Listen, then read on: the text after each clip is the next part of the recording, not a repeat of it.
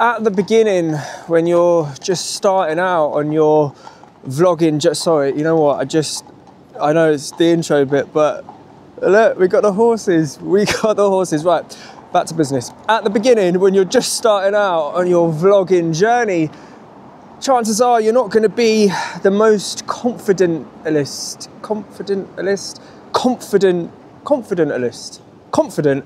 when you're out and about vlogging, because you're going to think everyone or everything is looking at you. And I'll be honest with you, a lot of them are definitely going to be looking, having a little nosy, but most of them aren't. But one thing that is definitely going to attract a lot more attention that you don't really want, especially when you're just starting out at the beginning, is you going out vlogging with a big, huge, massive setup. So set up your setup as small as possible. You don't need the massive big cameras and the massive big microphones. There's so many small cameras out there that don't attract as much attention as those cameras, which is going to be perfect for you when you're just starting out, because you'll be able to then just focus on the vlog and not worry about the people.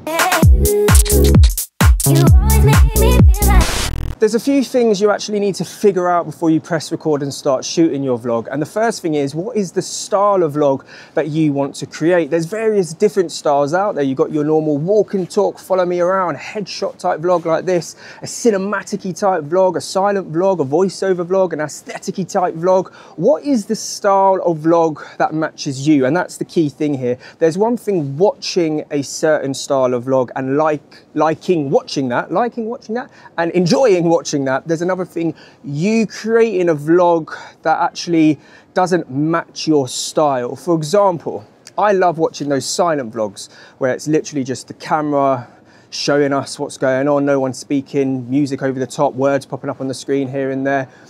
But for me, if I tried to create that, I wouldn't be able to keep quiet. I love speaking and I waffle on so much. I'm like, I just wouldn't be able to create a silent vlog. So it doesn't match my style. So for me, I enjoy watching that style of vlog, but I just don't think it's for me to create. So figure out what style suits you the best. The next thing you need to figure out is the subject of your vlog. And this is really, really important. And I'm gonna say this in the most respectful way possible. At the beginning, when you're just starting out, no one cares about your home vlogs, your daily vlogs, your wake up routine vlogs. No one cares, because no one really knows you. Once you've built up a following, you can do more personal vlogs like that. If you try to do those vlogs at the beginning, unless you're super, super lucky and go viral and whatever, you're probably going to get a few views and that's it, because you don't have an audience. So no one really knows you to care what you do when you wake up in the morning. So you need to figure out a subject that's going to give people meaning, value, answer a question, give advice. It needs to be something like that rather than a more personal type vlog at the beginning. And know your camera and your camera settings before you actually start the vlog. You don't want to get to the day of you shooting the vlog and it's the first time you press record. Do some test record runs.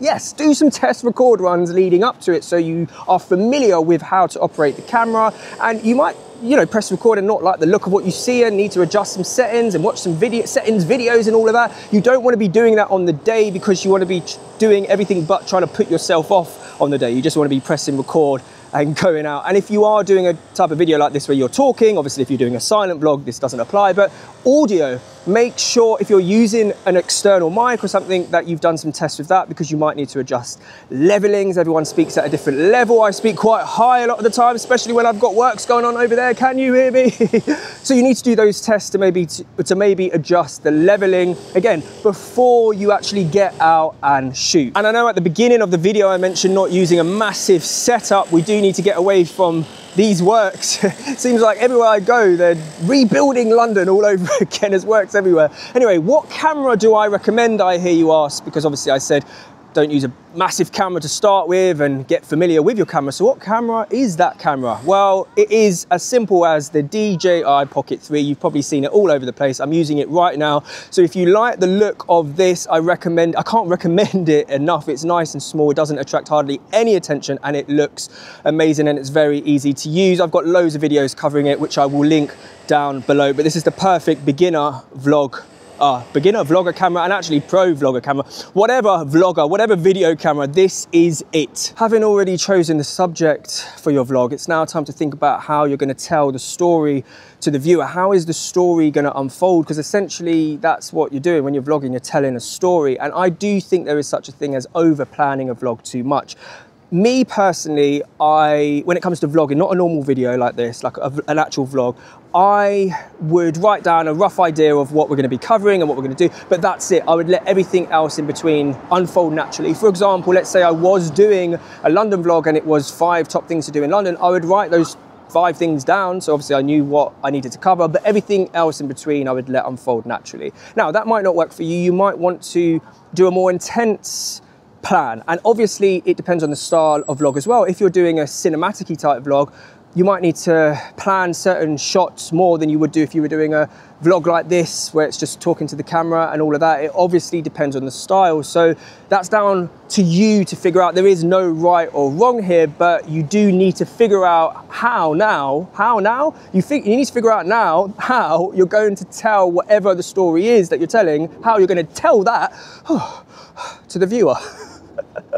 It's all a tongue-twisting mess. Right, the first 30 seconds to a minute of your vlog is the most important bit to determine whether someone is going to continue watching into the vlog or just simply click off. So don't waste time. Don't stand there, sit there saying, welcome to the vlog. Today we're going to be doing... No. They should already know what is going to be happening in the vlog before they click on it. So don't waste time at the beginning explaining it. And don't stand and sit there and keep saying subscribe, like, comment. No. Just let that happen naturally. Don't waste time. Look at this video. I got straight into it. No faffing around, apart from 2 seconds with the horses. But come on, that was cute.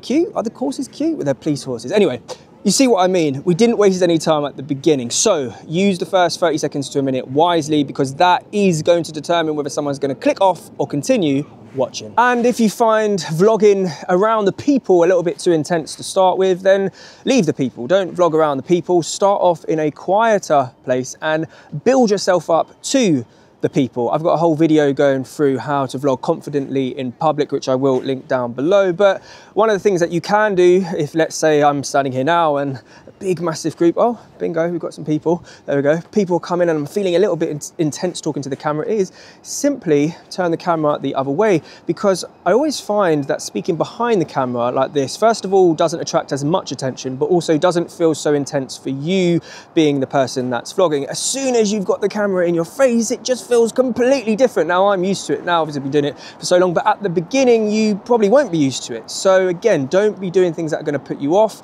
and chuck yourself in there. Start off quieter, turn the camera around if you need to, and build your way up to the people. Golden rule number 1. Oh, golden rule number 1.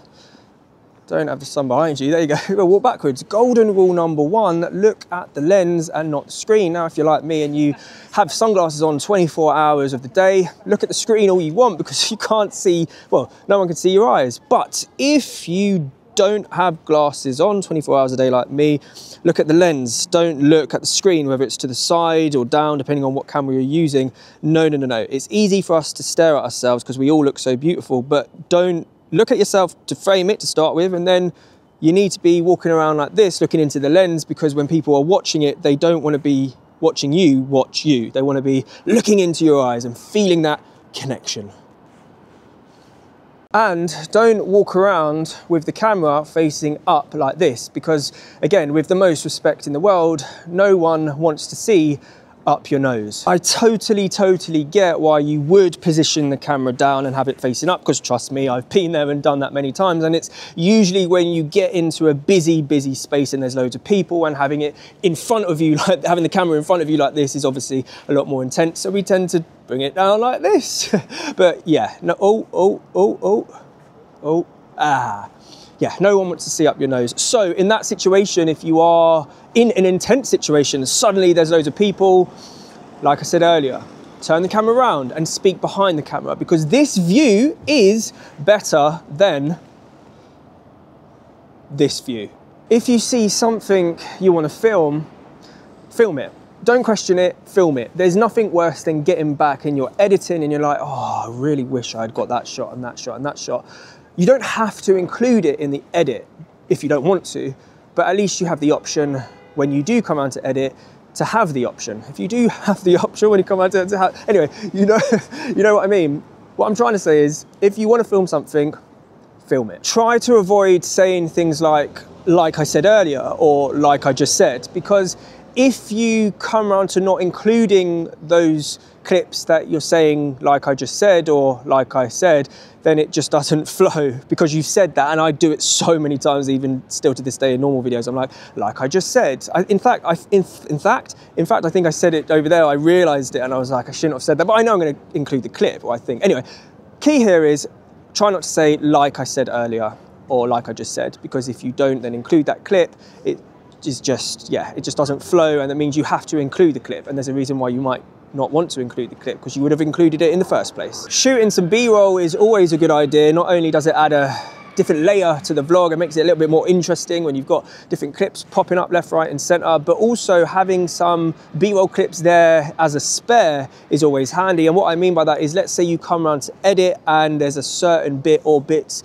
of the vlog that doesn't flow 100%. If you have some B-roll clips, you can chuck them in and maybe do a little voiceover over to link the story together. So if you didn't have those B-roll clips there, you might be a little bit stuck. So even if you don't use them, it's always better to have some random clips there. Not random as in anything. You don't want to just film the road, film something. But yeah, it's always good to have some clips there for spare. I definitely didn't plan the path I was going to walk and film this video right in line with the sun, because we're now having to walk backwards like this. But anyway, when you get around to the edit, remember this, that just because you've filmed 1,000 clips doesn't mean you need to include all 1,000 clips in the vlog. I don't think there's been a video or vlog I've ever done and I've included everything I've shot in it.